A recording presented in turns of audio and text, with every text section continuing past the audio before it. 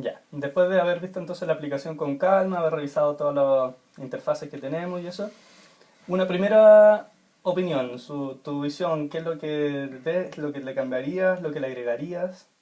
Mira, ese primero me parece súper útil porque tiene varias fases, digamos, en términos de que no solamente abarca el tema de la crisis en sí, sino que hay un entrenamiento, hay educación, psicoeducación. Lo único que no tengo claro es con quién forma la comunidad la persona. Ya. Eso, a quién va a estar, con quién se Dirigido va a eso. relacionar, digamos. Porque, ¿y por qué te preocupa eso? Me preocupa porque en el fondo la persona a dónde va a pedir ayuda si va a la comunidad. ¿Con quién va a comunicarse? ¿Con familiares? ¿Con algún médico de confianza? ¿Con alguien del sistema de urgencia? Esa Tiene que ser pregunta, algo de confianza entonces, ¿crees? sí, pues tiene que ser alguien que, o con otra persona que haya vivido la experiencia y que ya la conozca y la maneje. Porque este app lo bueno es que se le puede entregar al momento de entrenar o de educar a un paciente en la consulta para que lo tenga, o podría bajarlo directamente, pero la mayoría de la gente podría aprender en la misma consulta con los médicos. Em, la otra cosa, porque aquí hay una parte que dice quiz, ¿Te parece raro? me parece raro. ¿Sí? Es decir, ¿por qué va a tan... Primero, los pacientes con crisis de pánico son súper angustiosos. Entonces, todo lo que interrogarlos los asusta, los asusta.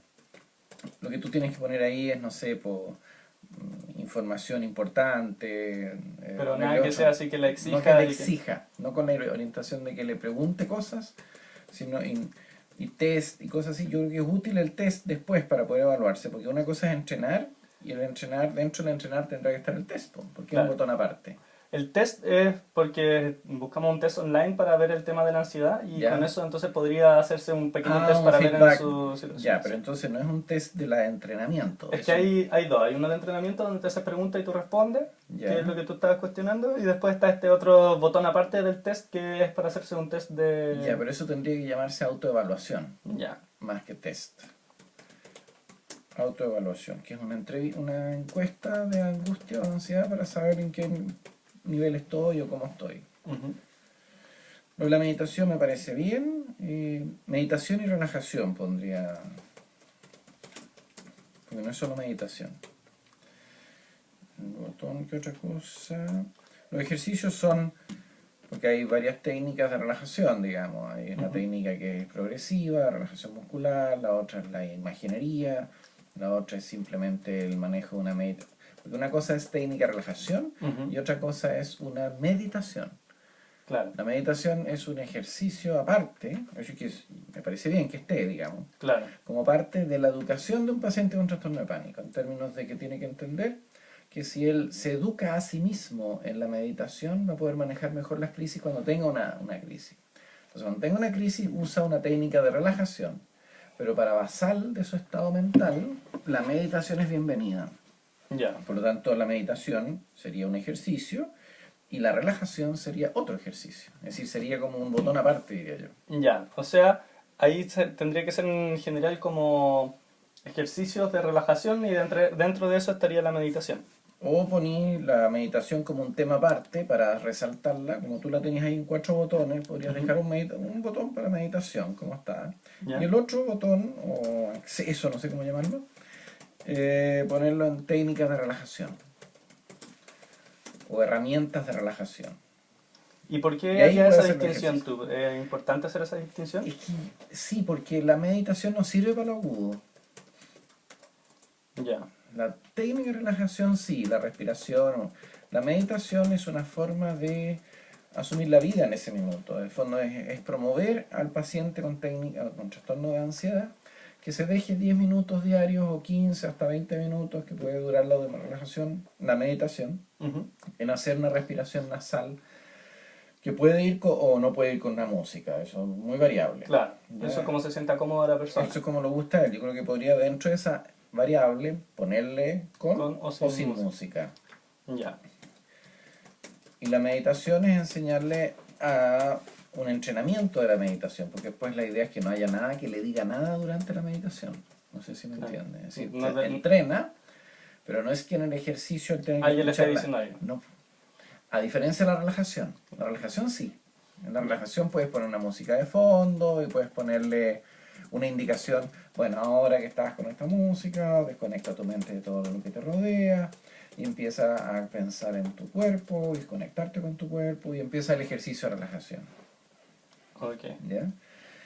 Eso sería lo que pondría aquí. Después aquí hay un tema que habla de preguntas y respuestas en el chat.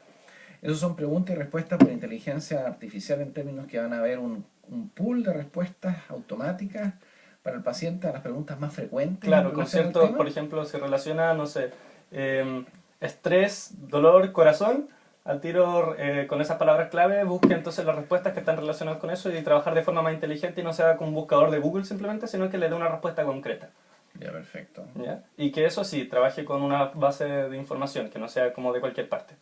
Es importante que en esa recomendación inicial, en la parte de la educación, se explique que la persona primero tiene que descartar que no haya una patología orgánica. Claro. Es decir, es fundamental que cuando tenga la primera experiencia concurra a un médico, o sea, general o un médico especialista, para descartar de que tenga un problema cardiovascular o un problema electrocardiográfico, de arritmia, etc. Eso es importante destacarlo dentro de la app.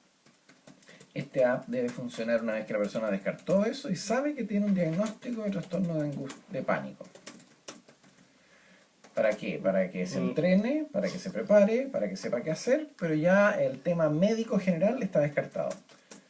No es para hacer diagnóstico en el minuto, no lo recomendaría para eso, porque Claro. se puede confundir porque la gente no tiene el conocimiento de saber si ya esto es un infarto, una arritmia o alguna otra cosa. Claro, nosotros pensamos en la aplicación más que para hacer diagnósticos, sino como para reemplazar las consultas reiteradas después de haber tenido la primera experiencia. Bueno, en ese Por ejemplo, sentido, para que no vayan a la urgencia las personas que van al sistema urgencia. Perfecto. En ese sentido, y eso hay que dejarlo bien explicitado, de que no asumen responsabilidades En cuanto al diagnóstico de ningún tipo, porque eso se supone que fue descartado ya del proceso y que esto es una herramienta para el proceso de tratamiento y seguimiento de un trastorno de pánico. Entonces habría que poner, por ejemplo, que acepten condiciones justo antes de partir con Exactamente, porque si te pones abierto, te pueden incluso hasta demandar porque te confiaron en que tú dijiste que estaban bien. Claro. El problema es Son que hay que estupideces. ver las legislaciones también. Sí. Porque puede ser que no esté permitido hacer algo así sin una legislación de respaldo. No por eso. En el fondo aquí lo importante que tú tenés que cuidar es el consentimiento informado. Claro. El consentimiento informado es un instrumento que se firma al comienzo de iniciar un proceso de este tipo en que tú firmas y estás de acuerdo en el uso de este app una vez que has descartado la patología orgánica del origen de tu tema y estás con un claro diagnóstico de un trastorno de pánico. Punto. De ahí parte el app. O sea, el app al final sería como un medicamento que te podría recetar un doctor y no algo que tú tomes por tu cuenta. Exactamente. La idea lo es que mismo no haya una automedicación, no haya un autouso sin haber sido visto alguna vez, o por lo menos una vez, y que ese médico te diga, ya mire, te recomiendo este app. Claro. Empieza a usarlo. Y obviamente el médico te puede hacer un seguimiento, tú puedes pedir tu control, pero esto le va a ayudar mucho al terapeuta para el manejo de lo más concreto. Claro. Porque después hay que ir a revisar las Psicoterapia, causas originales, psicoterapia, pero para lo concreto, ¿qué hago con la crisis, la angustia, en vez de irme a la urgencia, que me pongan una inyección y pague 80 lucas por una lecera que podría haberla manejado en mi casa? Claro. En ese sentido es una tremenda ayuda y reduce la carga del sistema de urgencia. Además que nos decías que habían casos en que habían personas que tenían 3, 4, 5 veces a la semana ataques de pánico Sí, cuando están en situaciones más graves. Situaciones más graves, sí. Y si es que aprenden a controlar eso sería... Porque hay muchos que acuden cada vez al servicio de urgencia, entonces reducir esa frecuencia también Es mediante superimportante. técnicas de respiración, es como la idea. Ya, ahora, viendo la aplicación, Sí. ¿qué cosas le sacarías a la aplicación? ¿Sacarle? Sí, así te digo, deja solo 3 cosas en la aplicación. 3 cosas que crees que son fundamentales en la aplicación. Fundamental, yo diría, más que lo de la comunidad, Ujú. quizás no lo encuentro tan importante, porque no tenemos un referente claro, a menos que, porque todavía no está funcionando en Chile esto de, yo lo vi con los colegas americanos que tienen en su teléfono a sus pacientes en el WhatsApp o en un sistema de red donde se pueden comunicar, pero eso no se usa en Chile, muy poco. Claro. En términos, yo dejaría una parte que es toda la parte de información general, educación, en el fondo. Haría lo de la meditación Y obviamente el sistema de emergencia, es decir, de qué hacer cuando estoy en esa emergencia. Luego el entrenamiento y los test podrían ir en una sola cosa junta, secundariamente, pero principalmente es la psicoeducación, es la meditación y la relajación la que tiene que ir. Y el sistema de emergencia, que es el botón de pánico. El botón de pánico. Entonces, dejar la información, dejar la meditación y o sea, los ejercicios. Sí, los ejercicios. Dejar los ejercicios. Y cuando aprietas el botón de pánico, ¿qué hace ahí? Cuando aprietas el botón de pánico te salen esos 4 menús, que es la llamada a un familiar cercano, que es el tema de elegir una imagen, por ejemplo, porque no habías hablado de la imagenología. Y pensamos también que quizás se podría aplicar de otra forma y no solamente recordando, sino que quizás mostrando imágenes que lo lleven a una zona cómoda a la persona. No sé, una foto del hijo quizás, una foto de un momento alegre y que lo vea y se dedique como a observar. Pero yo creo que igual funciona mucho mejor eso si es que lo haces en tu cabeza que si tienes la imagen ahí mismo, porque te esfuerzas mucho menos, te concentras menos. menos. Y dependes de esto. Claro. Es decir, la gracia es que esto te apoye tu entrenamiento. Pero que no genere una dependencia. Pero no que tengas que tener teléfono. Claro, pues después vas a necesitar el celular para poder ver la imagen. Exactamente. No, la idea es que eso esté en tu cabeza. Para el comienzo del entrenamiento te va a servir eso. Pero tú tienes acá en el teléfono de urgencia, tienes ahí el chat, que no sé con qué se va a comunicar en una emergencia. Sí, el chat era pensado más que nada el bot, que hablar con la inteligencia... La parte inteligencia artificial, claro, que te va dando una respuesta. Pero eso no es tan para urgencia. No, el teléfono es de la persona cercana, me parece bien. Un amigo, la mamá... Sí, eso me parece bien. Y el corazón es el entrenamiento de relajación. Pero más que entrenamiento es el momento exacto, así como... si estás trabajando con ejercicio de respiración para la relajación, que te diga, y ahora respira de esta forma, esto, y que vaya en una instrucción calmada, hablándote pausadamente. Es decir, hay una instrucción, en ese minuto hacen un ejercicio con él. Claro, cuando tú ya sientes que está aumentando la tasa de estrés y que sientes que vas a tener una... Porque tú nos decías que tienen como ciclos, que parten con el estrés, empiezan que van a tener una reacción y entonces se estresan más y terminan con una crisis. Entonces, para terminar y cortar el ciclo... Cortar eso, empezar al tiro con la relajación ahí, en ese instante. Me parece. ¿Y qué significa la ampolleta? La ampolleta era el tema de la imagen que habíamos pensado. Que sacar entonces lo de la imagen porque puede generar dependencia. Sí, se produce dependencia. Creo que las otras dos cosas fundamentales, el teléfono de la persona cercana y el inicio inmediato de la técnica de relajación. Que es el corazón o como lo puedan poner. La verdad que las imágenes no son muy amigables, pero eso es un tema secundario ahora. No, pero es importante que nos diga las cosas que sacaría y dejaría así para obtener diferentes opiniones, porque lo vamos a preguntar también a una psicóloga después y todo. Sí. Dejar entonces la relajación inmediata y dejar, ¿qué más? Dejar el teléfono de llamada a la persona cercana. El teléfono de emergencia. Porque en la relajación está considerada la instrucción de una relajación formal, digamos. Es decir, y ahí puedes meter una imagen si quieres en ese minuto, pero porque lo que pasa es que necesitamos focalizar a la persona a su respiración y concentrarse en un objeto externo. Si no tiene ningún objeto externo alrededor suyo, podría usar una imagen que sea siempre la misma, que a él haya entrenado previamente dentro de los ejercicios que haya hecho previo, que esa imagen vuelva a aparecer y él le haga la respiración y se conecte o ella se conecte con esa imagen. Claro, en ese sentido, pero eso debería ir dentro de la relajación, no como aparte de la imagen. ¿Por qué? Porque cuando tú entrenas esto, condicionas esto mentalmente, la aparición de la imagen te va a abrir al tiro la puerta hacia la relajación. Claro, pero el problema es que, ¿qué pasa cuando no tenga el celular? Si es que anda sin celular, no, por eso, va a tener que usar solamente escuchar la relajación. ¿Y no crees que podría generar cierta dependencia el hecho de que tenga siempre la misma imagen? Que diga, si no tengo esa imagen no me voy a poder relajar. No, porque la idea es que esa imagen la entrene mentalmente. Claro, pero ahora le va a aparecer la imagen ahí. Y diga, tengo una crisis, tengo que ver la imagen. Sí, podría generarle problemas. Prefiero la voz, digamos, la voz, la respiración. Bien. Eso. Ahora, la aplicación como entrenamiento ya una vez diagnosticado y como botón de pánico, ¿tú la recomendarías? ¿La usarías? Siendo Sí. sincero contigo, ¿tú usarías algo Sí, así?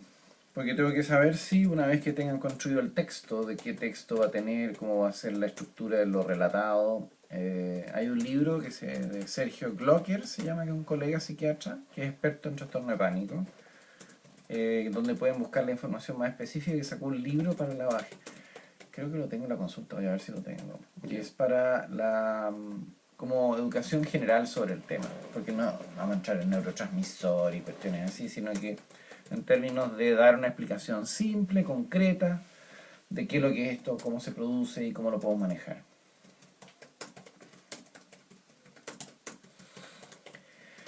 Lo otro que usan harto los cognitivos conductuales para el tratamiento es que la persona aprenda a hacer un barómetro de la crisis, de la intensidad de los síntomas. Ya, Es ¿cómo decir, así? tú le pones como un reloj ya de 1 a 10 o de 1 a 100. En este minuto la sensación que tienes, ¿en qué nivel está? ¿Estás en Ya. 50? ¿Estás en un 100 de crisis? ¿Estás a punto de tener la crisis de pánico completa? Y se le entrena para ir reconociendo eso previo a la escena, durante la escena y posterior a la escena. En el fondo, ya, tuviste la sensación inicial. ¿Cuál es tu nivel de angustia en este minuto? De 1 a 10, de 1 a 100. Que es lo que se llama el barómetro de la angustia, digamos, así se puede llamar mil cosas, se puede nombrar como queráis. Es una escala liquid o no sé cómo se llama, que es una continua Ajá. en que la persona elige el nivel y se autoevalúa inmediatamente. Ya, no, en este minuto estoy con un 30%, pero la última crisis tenía un 70%. Súper, 30% significa que bajaste un 50% o 40% desde la última crisis el nivel de angustia. Felicitaciones. Y esa autorrevisión, eso sería útil para el entrenamiento, no para la crisis en sí, para el botón de emergencia, sino que para los ejercicios, para que se vaya evaluando siempre. Y Entonces eso lo yo, usan mucho los cognitivos conductuales, que la persona adquiera una costumbre de revisar el nivel de angustia o tensión que está.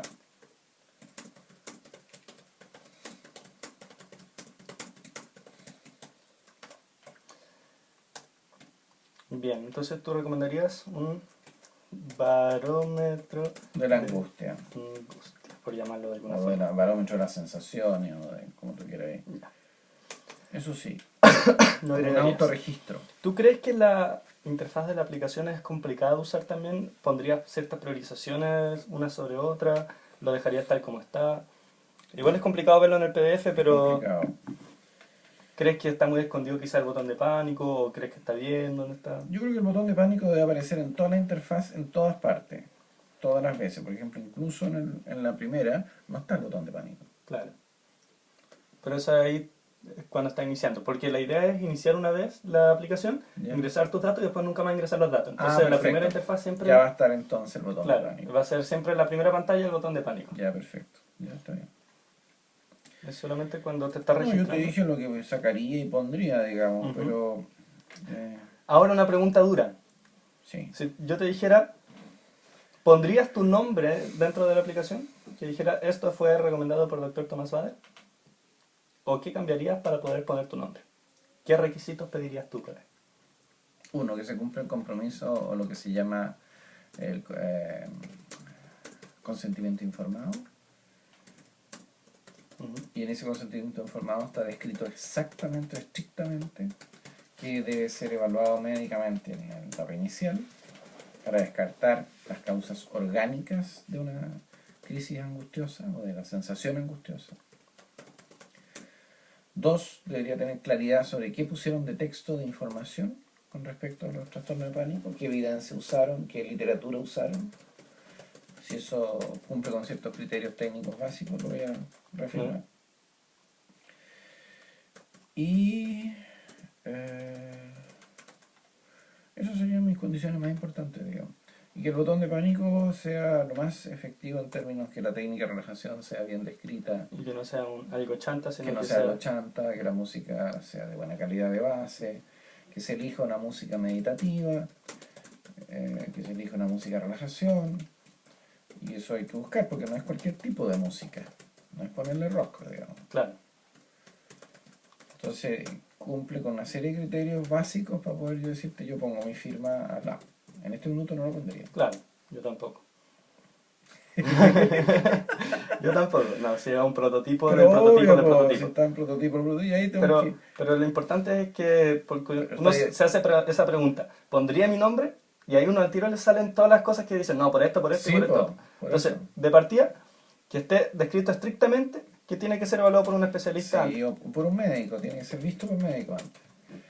Cuando tenga la primera sintomatología, obviamente la persona tiene que consultar a un médico para descartar factores orgánicos, causas orgánicas de su trastorno. Cuando una vez que se haya descartado y se llegue a la conclusión de que es un trastorno de pánico, Recién hay que recién usarla. ahí estaría Claro. en condiciones y ahí recién la persona podría usarlo como herramienta. Para ti también sería importante quizá entonces que esté validado el hecho de que se pueda crear esta aplicación de forma legal y que no hayan repercusiones legales por el uso. Obviamente. Por el hecho de que, no Sí. sé, pues que diga el CERNAC, no sabes que es ilegal usar una aplicación así Importante, porque claro. Hay entonces que, ver bien las normativas. hay que revisar las normativas legales y cuál es el respaldo legal que tiene esto. Pero si hay un consentimiento informado y la persona firmó ese consentimiento cumpliendo con los criterios de riesgo y con los criterios de exclusión de esto, entonces sí puede usar el app. Claro. Entonces para ti también es importante el contenido y que sea un trabajo prolijo con buena música y... ¿Sí? Bueno, y lo otro, que esto tiene que ser probado en un grupo de personas. Es decir, que hay que hacer un estudio de evaluación del app, si sirve o no sirve, y hay que aplicarlo a un grupo de personas. Hay que hacer un focus group, por lo menos. Es decir, tienen que usar el app con personas sanas y buenas, digamos, y hay que usar el app con personas que tengan la experiencia de crisis de pánico. ¿Y tú, en lo que te ha tocado experimentar, las personas con crisis de pánico normalmente se avergüenzan de tener de crisis de pánico o tienden a hablarlo abiertamente? No, muchas veces lo abran abiertamente. A algunos les da vergüenza, digamos, por la sensación que les produce, digamos. Pero ¿no crees que debería ser, tú crees que sería difícil conseguir personas que estén dispuestas? Lo que pasa es que tendrías que trabajar o verlo con algún psiquiatra o psicólogo que te derive las personas para hacerlo, digamos. Claro. Que tiene una entrevista, explicarle de qué se trata, hacer un protocolo. Hacer un Porque es un protocolo. experimento. Es un Finalmente, experimento. Entonces tú tienes que comparar el app entre personas normales y personas con crisis de pánico. ¿Y qué podrías comparar de una persona normal? Ver su efectividad, su comprensión, su lectura, la calidad del app, si la entienden o no, solamente desde ese punto de vista. Claro. Bueno, en esta fase que estamos ahora, simultáneamente con la entrevista que te estamos haciendo a ti, vamos a hacer la entrevista a personas con crisis de pánico que ya tenemos identificadas. Bien. Con lo mismo, como que nos digan, no, yo no usaría esto porque me da una lata andar con la aplicación. O yo sí, lo vamos a ver también con otros especialistas. Y después se va a seguir desarrollando, ya agregando los contenidos oficiales, hacer la aplicación oficial. Y después, claro, hay un testeo de nuevo. Hay que hacer un testeo. Y el Sí. testeo tiene que hacerse en un grupo mínimo de pacientes, de personas, y eso tienen que hacerlo con algunos colegas. Bueno, Bueno, es un quizás proyecto de investigación. con la No, universidad por el tema de psicología se sí, puede pues trabajar. con psicología además, porque esto no requiere un tratamiento farmacológico. Inicialmente sí requiere un tratamiento farmacológico en algunos casos, Claro. pero la mayoría va a requerir tratamiento psicoterapéutico. Por lo tanto, la escuela de psicología podrían trabajar con alumnos de quinto de escuela de psicología en el policlínico de psicología de la universidad, supervisado por un profesor de psicología. De psicopatología, por ejemplo. Claro. Sí, ahí no Eso fue lo como- haría de todas maneras, porque eso te da el peso, porque con eso tú puedes validar el instrumento y que funciona. y si funciona puedes publicarlo. Lo Claro. publicas y ahí puedes lanzar el app al mundo sin problema. Bien. Después, ¿tú quién crees que sería el público al que estaría más dirigido esta aplicación? ¿A quién se lo recomendarías tú? ¿De personas con crisis de pánico, de las que te llegan a la consulta? ¿Se lo recomendarías a cualquier paciente con crisis de pánico? ¿O con quién partirías? Yo partiría con gente joven, que tiene más manejo de computador y teléfono. Digamos. Una persona de la tercera edad es medio difícil planteárselo inicialmente, que es más complejo el manejo del teléfono y todo. Pero partiría con gente adolescentes y con jóvenes. Eso sería mi grupo de foco. ¿Y adultos tú crees que usarían la aplicación? Sí, yo creo que también. ¿Y hay problema en cuanto a la regularidad con que hacer el ejercicio? Por ejemplo, si es que le pusiéramos, no sé, una alarma al celular que le avisara como, oye, tienes que hacer tu ejercicio hoy día. ¿Sería algo positivo o crees que tiene que nacer del paciente? O... Lo ideal sería que si él entra al programa de entrenamiento a través del app, Ujú. que el app le ayude, digamos, a recordar que tiene que hacer su entrenamiento diario. Esto no es para que lo use permanentemente todos los días, pero por lo menos el primer mes, mes y medio que la persona está en proceso de aprendizaje, tiene que entrenar todos los días la técnica de relajación. Independiente si tiene crisis de pánico o no, da lo mismo. Tiene que entrenar para que se condicione su mente En el y momento después de pueda la crisis. aplicarla y pueda recordarla adecuadamente cuando tenga que enfrentar el caso, la situación. Yo creo que con eso ya es suficiente. ¿Sí? Cualquier duda lo volveré a entrevistar. Ah, pero por supuesto, pueden entrevistar por Skype, por Eso. teléfono. Muchas gracias, entonces. Encantado, mucho Ah, gusto. encantado. Un placer.